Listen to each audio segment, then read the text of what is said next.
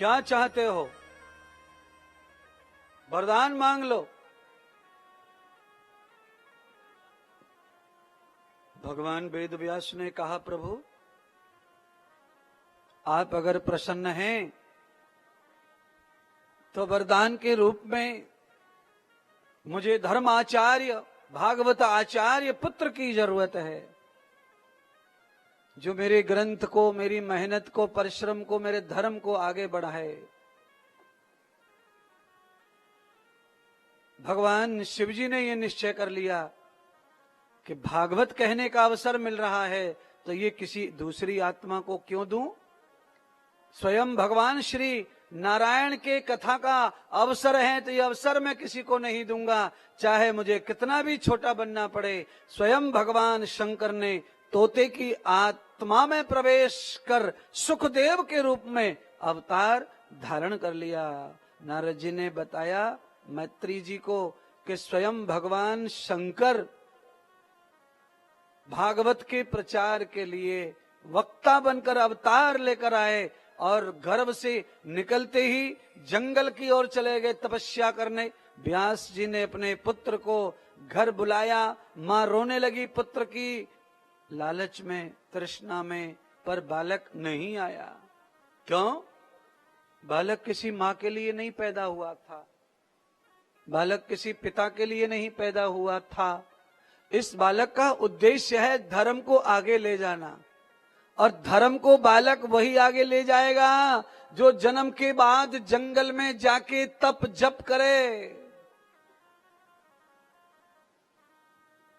व्यास जी को हिला दिया बालक ने।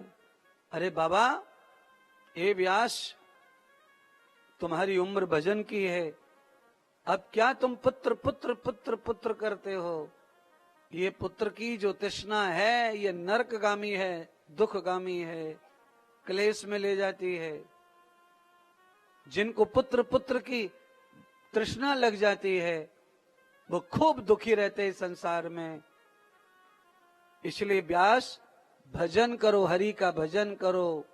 क्या माया में पड़ रहे हो?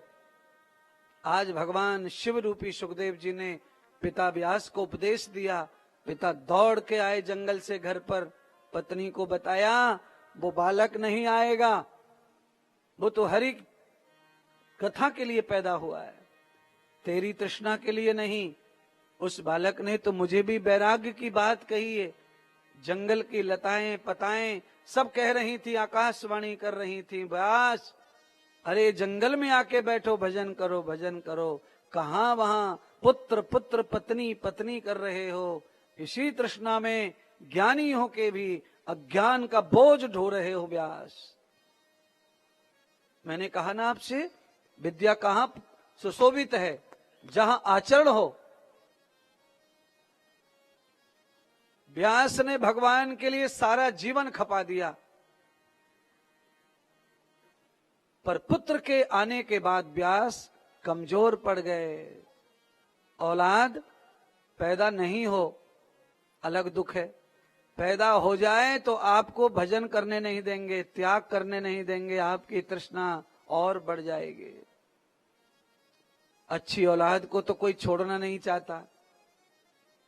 औलाद अगर बुरी हो तो कई लोग बाबा बनने का बोलते हैं हमसे, हम तो गुरुजी आपके आश्रम आ जाएंगे, रो के बताते। क्यों? औलाद अच्छी नहीं इसीलिए, संतान दुख दे रही है इसीलिए, संतान सुनती नहीं इसीलिए दुकान छोड़ के, मकान छोड़ के आश्रम। औलाद बढ़िया निकल जाए तो आश्रम कौन आ रहा है, कौन गुरुजी के पास रह रहा है? 4 दिन भी भारी पड़ जाती, बाहर चले गए। पर ध्यान करें, औलाद का ठीक निर्माण करना भी माता पिता का दायित्व है।